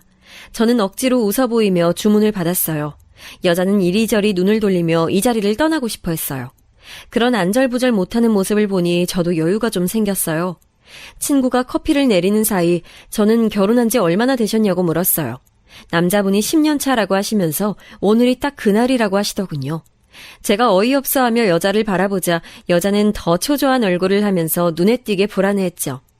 남자 손님은 방금까지 괜찮더니 갑자기 컨디션이 나빠진 것은 아닌지 걱정스럽게 아내분을 바라봤어요. 그 여자는 괜찮다고 하면서 차에서 기다리겠다고 하고는 가게를 나갔어요. 주문한 커피를 들고 나가는 남자의 뒷모습을 보면서 저 사람도 나랑 비슷한 처지구나. 다만 나는 알았고 저 사람은 몰랐구나. 그래서 저렇게 웃을 수 있구나 싶은 생각이 들었어요. 다음 날 그 여자가 혼자 가게로 찾아왔어요. 그리고는 저에게 시간을 좀 내달라고 했죠. 스태프들만 들어갈 수 있는 가게 뒤편으로 여자를 데리고 갔어요. 여자는 다짜고짜 미안하다는 말을 하면서 제발 남편에게만 말하지 말아달라고 했어요. 기가 찼죠. 자기는 제게 어떻게 했는데 저는 내 가정을 파탄낼 때 당신은 무슨 생각을 했었냐고 물었어요. 그 여자는 자신이 의도한 것이 아니라고 했죠. 그래요. 의도하진 않았겠죠. 남자 여자 서로 눈 맞아 호텔에 쫓겨난 집까지 들락날락했는데 무슨 의도가 있었겠어요. 의도가 있었다면 가정 있는 사람들이 그런 짓을 할 리가 없잖아요. 그런데 그 여자가 이상한 말을 하는 거예요. 자신은 그럴 의도가 없었다. 정말 부탁받은 대로만 한 것이다. 순간 머리가 멍해졌어요. 부탁? 누가 무슨 부탁을? 제가 아무 말도 하지 않고 있자 여자는 초조했는지 주절주절 말을 쏟아내더군요. 친구가 딱 한 번이면 된다고 하면서 시킨 거예요. 정말 이렇게 되는 일인진 모르고 그냥 돈을 2배로 준다기에 냉큼 물어서 했는데 전 정말 시키는 대로 한 거예요. 그러니까 남편한테는 비밀로. 친구? 딱 한 번. 시키는 대로. 점점 그 여자의 말을 이해할 수가 없었어요. 저는 애원하듯 말하는 그 여자의 말을 끊고 천천히 하나씩 물었어요. 그리고 충격적인 진실을 들을 수가 있었죠. 그 여자는 연기를 전공한 배우 지망생이었다고 해요. 어릴 땐 여기저기 얼굴도 좀 비추고 했는데 주목받지 못했다고 하더군요. 그래서 포기하고 서점에 취직해서 일을 하다가 지금의 남편을 만나서 살고 있었다고 해요. 그런데 친구가 짭짤한 아르바이트가 있다고 하면서 딱 한 번만 자신을 도와달라고 했다네요. 위험한 일도 아니고 막장 드라마 한 편 찍는다고 생각하고 도와주면 보수는 서점에서 받던 월급의 2배를 주겠다고 약속을 했답니다. 당시 돈이 좀 필요했던 그 여자는 냉큼 받아들였고 그 일이란 것이 네가 봤던 호텔에서의 일이라는 것이었죠. 분명 오빠는 거래처 사람들과 모이는 자리에서 그 여자를 봤다고 했는데 이게 무슨 소리인가 싶었어요. 그랬더니 그 여자는 사전 준비 차원에서 몇 달 전부터 꾸준하게 오빠의 주변을 맴돌았다고 했어요. 제가 그렇게 호텔을 빠져나가고 난 이후에 자신도 바로 도망쳤다고 그것으로 일이 끝이라고 생각을 했었는데 며칠 뒤에 다시 연락이 와서 사진을 찍기도 했다고 고백했죠. 저는 모든 것이 몇 달에 걸쳐서 계획된 연극이라는 사실에 허탈함마저 느꼈어요. 저는 자신이 무슨 일을 했는지 알고 있냐고 물었죠. 그 여자는 당시 돈이 너무 급해서 그런 걸 생각할 겨를이 없었다고 하면서 사실 너무 친한 친구의 부탁이기도 해서 들어주지 않을 수가 없었다고 했어요. 그래서 그 친구는 누구예요? 여자는 망설이며 대답을 피하더군요. 모든 이야기를 다 했으면서 왜 망설이냐고 다그쳤지만 좀처럼 입을 열지 않았어요. 그럼 당신 남편한테 갑시다. 가서 당신이 어떤 일을 했는지 그 결과 우리 가정이 어떻게 됐는지 다 이야기해보자고. 어떤 얼굴을 하고 당신 얼굴을 볼지 내가 다 궁금하네. 갑시다. 가자고요. 잠깐만요 사장님. 아니요. 저 그럼 죽어요. 남편 안 돼요. 그러니까 말하라고요. 누구예요? 그 여자는 입만 달싹거릴 뿐 이름을 내뱉지 않았죠. 저는 벌떡 일어났어요. 그렇게 원한다면 당신 남편 앞에서 얘기하자고 말이죠. 그리고 몸을 돌려 가게 안으로 들어가려는데 그 여자가 제 팔을 잡고 매달리면서 소리쳤죠. 저는 너무나도 익숙한 이름에 그 자리에서 굳어버렸어요. 떨리는 목소리로 다시 물었죠. 누구라고 했냐고. 그 여자는 제 눈치를 보더니 다시 이름을 말하더군요. 바로 동서의 이름을요. 저는 그 사람이 누군지 알고는 있냐고 했죠. 여자는 더 이상 거리낄 것이 없다는 듯이 빠르게 말했어요. 저도 그날 호텔에서 알았어요. 동서라고 부르시더라고요. 저는 덜덜 떨리는 몸으로 겨우 의자에 다시 앉았어요. 그 여자는 연민 가득한 표정으로 저를 보더군요. 저는 겨우 입을 열어 물었어요. 왜 그런 일을 시키는지 물어는 봤냐고. 그 여자는 자세한 이야기는 듣지 못했지만 꼭 이혼시켜야 한다고만 했다고 하면서 제 멘탈이 워낙에 약하니 이 정도만 해도 기를 쓰고 이혼하려 들 것이라고만 했다고 전했어요. 저는 심호흡을 하면서 멍해지려는 정신을 붙들었어요. 그 뒤로도 연락을 하고 지냈냐고 묻자 사실 그날 일로 동서가 무서워져서 연락을 끊었다고 말했죠. 몇 번 연락이 왔지만 이런저런 핑계를 대면서 거리를 두다가 지금은 아예 끊어졌다고 말했어요. 저는 그 여자에게 이 모든 일을 덮을 테니 부탁을 2가지만 들어달라고 했어요. 그 여자는 남편에게 아무런 전달만 하지 않는다는 조건이라면 뭐든 하겠다고 하더군요. 그래서 저는 오늘 일을 절대로 동서에게 말하지 말 것과 방금 한 모든 이야기를 다시 한 번 더 해달라고 했어요. 녹음을 할 테니 천천히 하나도 빼지 말고. 그 여자는 나중에 동서가 자신을 찾아와 남편에게 얘기하면 어떻게 하냐고 망설였어요. 저는 그런 일이 벌어진다면 제가 나서서 남편에게 얘기를 하고 당신도 이용당했을 뿐이었다고 도와주겠다는 약속을 했죠. 그 여자는 고민을 좀 하는 것 같더니 알고 한 일은 아니지만 그래도 자신의 탓이 크니 녹음을 하겠다고 했어요. 그리고 그 자리에서 처음부터 다시 얘기를 했죠. 녹음본을 들고 돌아온 저는 이 일을 어떻게 하는 것이 좋을까 생각을 했어요. 마음 같아선 당장이라도 달려가서 동서의 머리채를 붙들고 왜 내게 이런 짓을 벌였냐고 따지고 싶었죠. 하지만 그 반대로 가정을 짓밟아버린 동서에게 똑같이 되갚아주고 싶다는 생각도 들었답니다. 저는 한참을 고민하다가 달력을 뒤척거렸어요. 서방님네 첫째가 특목고를 가게 되었다고 축하하는 식사 자리가 있었거든요. 우리 아이들이 가기로 한 날이라 체크를 해뒀었죠. 저는 그날을 디데이로 잡았답니다. 당일 아이들은 엄마도 함께 간다는 사실에 엄청 놀라면서 무슨 일이 있냐고 하더군요. 첫째는 저더러 전쟁터에 나가는 사람처럼 비장하기까지 하다고 정말 괜찮은 것이 맞느냐고 물었죠. 저는 아이들에게 엄마가 할 말이 있다고 하면 동생들을 챙겨서 근처 노래방이든 PC방이든 놀고 있으라고 했어요. 좋은 꼴을 보일 것도 아닌데 아이들이 있는 것은 위험하다는 생각이 들었죠. 첫째는 알겠다고 하면서도 엄마에게 혹시나 나쁜 일이 있는 건 아닌지에 대해 몇 번이고 확인했어요. 저는 괜찮다고 안심시키면서도 엄마가 풀지 않으면 안 되는 일이라고 설명했죠. 이혼 이후 처음 온 시댁은 여전하더군요. 저를 본 시부모님들은 깜짝 놀라시며 여전히 미안한 얼굴로 제 손을 토닥여 주셨죠. 아이들이 본가에 다녀오면 사진을 보여줘서 알고는 있었지만 두 분 다 많이 늙으셨더라고요. 오빠는 살이 많이 빠져 있었고요.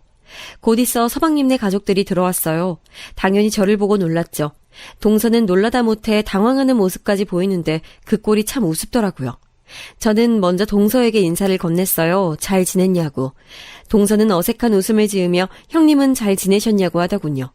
하고 싶은 말이 많았지만 지금은 아니었기에 저 역시 마주 웃어주었죠. 식사 시간 동안 저는 예전으로 돌아간 것 같은 기분을 느꼈어요. 제 등장으로 어수선해지긴 했지만 금방 적응이 됐는지 농담을 주고받으면서 말 그대로 화기애애하게 시간이 지나갔죠. 저는 자꾸만 저를 힐끗거리고 보는 동서의 시선을 느낄 수 있었어요. 궁금하겠죠. 내가 왜 나타났을지. 저는 점점 더 불안해하길 바라며 넘어가지 않는 음식을 억지로 입에 넣었어요. 후식을 먹기 위해서 자리를 옮길 때 저는 처대에게 아까 부탁한 대로 해달라고 했죠. 처대는 저를 꼭 안아주고는 동생들을 챙겨서 조용히 자리를 빠져나갔어요. 거실에 다 모인 것을 확인한 저는 오늘 여기에 온 목적을 얘기했어요. 많은 시간이 지나가긴 했지만 꼭 말씀드리고 싶은 일이 있어서 찾아왔다고 말이죠. 시부모님들은 의아해하시면서 무슨 일이냐고 편하게 얘기하라고 해주셨어요. 동서는 낌새를 눈치챈 건지 안절부절하는 모습을 보였죠. 저는 그 여자와 나눴던 이야기 녹음 파일을 틀었어요. 그 여자의 음성이 나오자 동서가 벌떡 자리에서 일어나 제 폰을 향해 손을 뻗더군요. 저는 바로 동서의 팔을 쥐고는 자리에 앉으라고 말했죠. 서방님이 살벌한 제 얼굴을 보시고는 놀라시며 동서의 팔을 빼려고 했어요.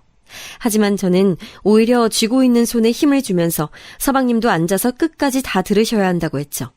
시부모님과 오빠는 갑작스러운 전개에 어쩔 줄 몰라 하셨어요. 그 와중에도 음성은 계속 흘러나왔죠. 저는 소리를 키워 다들 꼭 들어보셔야 할 일이라고 하면서 처음부터 다시 재생시켰어요. 처음에는 사진을 하나 주면서 이 남자랑 인사나 좀 하라고 하더군요. 자리는 다 만들어뒀다고. 그래서 저는 하라는 대로 했어요. 그런데 어느 날 남자의 술에 가루를 하나 타라고 하더라고요. 술에 쉽게 취하는 약인데 위험한 건 절대 아니라고. 그리고 남자가 술에 좀 취했다 싶으면 호텔방을 잡아뒀으니까 거기 가서 가운으로 갈아입고 기다리면 된다고 했어요. 종이를 하나 주면서 누가 찾아오거든 거기 적혀있는 그대로 리얼하게 연기만 하라고 하더라고요. 그렇게만 하면 500만 원을 준다고 해서. 쥐고 있는 동서의 팔이 덜덜 떨리는 것이 느껴졌지만 전 놓치지 않았어요. 흘러나오는 음성에 다들 집중하고 있었죠. 이야기가 이어질수록 그 자리에 있던 사람들의 고개가 점점 동서를 향하기 시작했어요. 오빠는 주먹을 불끈 쥐고 동서를 금방이라도 한 대 칠 기세였죠. 마지막까지 모든 이야기가 끝나자 서방님이 벌떡 자리에서 일어나며 소리 질렀어요. 이 일이 다 무슨 소리냐고. 동서는 모함이라고 아니라고 했지만 다들 경멸 섞인 시선으로 그녀를 바라보고 있었어요. 저는 또 다른 음성을 재생시켰어요. 그 여자에게서 받은 파일이었죠. 통화를 자동으로 녹음하는 기능을 사용하고 있던 덕분에 동서와의 대화가 그대로 남아있었거든요. 호텔에 나오면서 바로 그 파일을 따로 저장했다고 하더라고요. 일종의 보험으로 말이죠. 말도 안 되는 일에 동참을 했으니 여차하면 큰일에 휘말리겠구나 싶어서 남겨뒀다고 하더군요. 파일에서는 동서가 그 여자에게 할 일에 대해서 심지어 그날 해야 할 말에 대해서도 정확하게 지시 내리고 있었어요. 동서의 얼굴은 사색이 되었고 서방님은 금방이라도 울 것 같은 표정을 지으셨어요. 시부모님께서는 두 눈을 꼭 감고 계셨죠. 그리고 오빠는 제 폰을 쥐고 무릎을 꿇고 앉아 고개만 숙이고 있었어요. 모든 파일 재생이 끝나고 거실은 고요했어요. 저는 동서를 바라보며 물었어요. 왜 내게 이런 짓을 저질렀냐고 말이죠. 내가 도대체 동서에게 뭘 얼마나 잘못했기에 나와 오빠를 이혼시키고 싶어 했냐고 이유를 알려달라고 했어요. 방금까지 덜덜 떨고 있던 동서는 도끼 가득 찬 얼굴로 저를 노려보며 말했죠. 이유요? 형님이 싫었으니까요. 시부모님 사랑 독차지하고 앉아서는 사사건건 저를 챙겨주는 척 하셨죠? 가증스럽게. 자기가 뭐라도 되는 것처럼 시부모님한테 딱 달라붙어서는 잘난 것 하나 없으면서 그저 예쁨 받고 싶어서 마음에도 없는 소리나 하고, 그게 얼마나 꼴보기 싫던지. 저는 정말 말 같지도 않은 이유를 나열하는 동서의 얼굴을 보는데 어처구니가 없었어요. 고작 그런 이유로 멀쩡한 가정을 그렇게 만든 것인지 도저히 제 머리론 이해가 되지 않았어요. 여러분, 정말 이런 이유로 그런 끔찍한 짓을 저지른다는 것이 납득되나요? 그 자리에 있던 그 누구도 동서의 말에 대꾸할 수 없었어요. 다들 어안이 벙벙한 눈치였죠. 어머님께서는 금방이라도 쓰러질 것처럼 머리를 짚고 계셨어요. 아버님께서는 여전히 눈을 감고 계셨지만 꼭 담은 입술이 파르르 떨리시더라고요. 고개만 숙이고 있던 오빠가 벌떡 일어나더니 동서에게 다가가 손을 올렸어요. 저는 급하게 오빠의 팔에 매달렸죠. 오빠는 놓으라고 용서할 수 없다고 소리를 질렀지만 저는 이런 상황을 바란 것이 아니었기에 절대로 안 된다고 말렸죠. 그 난리통 속에 동서는 자리에서 일어나 저를 노려보며 외쳤어요. 나보다 잘난 것 하나 없으면서 고작 먼저 이 집에 먼저 들어왔다고 뭐라도 되는 사람처럼 굴지만 않았어도 이렇게까진 안 했어. 쥐뿔도 없으면서 나대기는 왜 나대? 다 당신 탓이야. 당신 없어지고 이 집이 얼마나 평화로웠는지 알아? 이제는 저더러 형님이라고 부르지도 않는 동서의 외침이 계속될수록 오빠는 더 사납게 날뛰었어요. 이를 악물고 가만히 있던 서방님이 말도 안 되는 소리 그만하라고 벌컥 화를 냈죠. 거실은 엉망진창이 되었어요.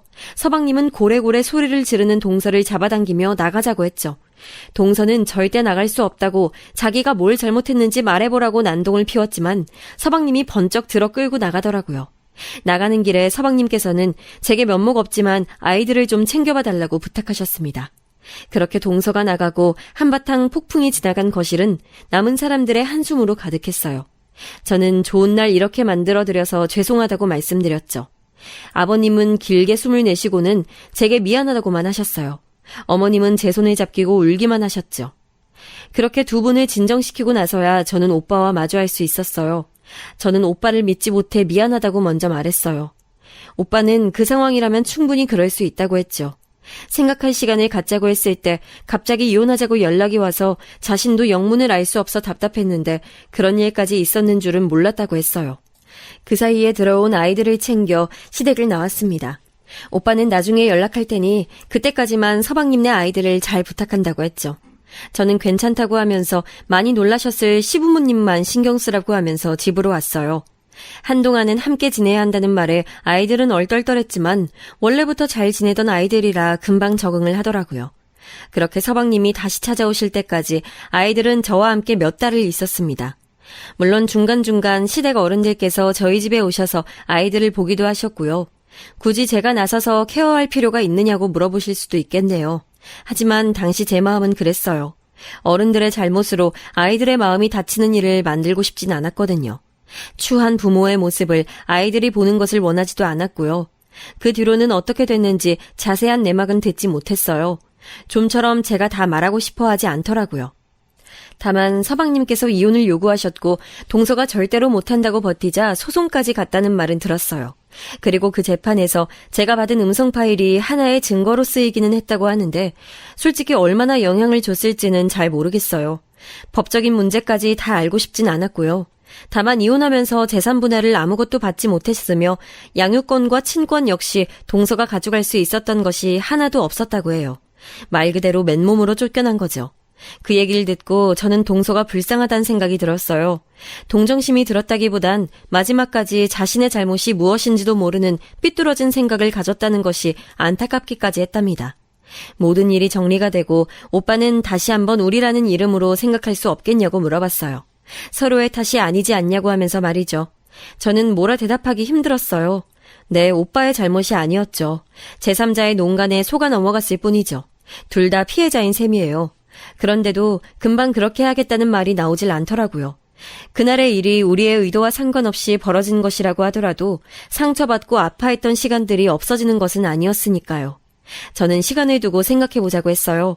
덕분에 저는 요즘 한창 연애했던 시절의 기분을 만끽하는 중이에요.